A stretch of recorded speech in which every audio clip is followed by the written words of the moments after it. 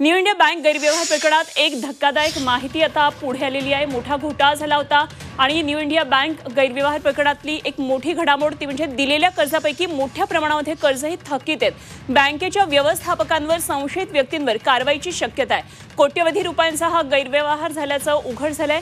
New India cooperative बँकेतल्या कथित गैरव्यवहाराच्या तपासात आर्थिक अनियमिततेचे धक्कादायक खुलासे आता पुढे आलेत आणि बँकेने दिलेल्या कर्जापैकी मोठ्या प्रमाणात कर्जही थकीत आहेत म्हणजेच एनपीए असल्याचं उघड झालंय आणि या प्रकरणात मुंबई पोलिसांच्या आर्थिक गुन्हे शाखेने तपास सुरू केलेला आहे। बँकेच्या व्यवस्थापनावर आणि संशयित व्यक्तींवर कारवाई होण्याची शक्यता आहे। हा गैरव्यवहार कोट्यवधी रुपयांचा असल्याचा अंदाज आहे। तपासात बँकेच्या कर्जवाटप प्रक्रियेत गैरव्यवहार झाल्याचे संकेत मिळालेत आणि अधिक माहितीसाठी आता चौकशी सुरू आहे।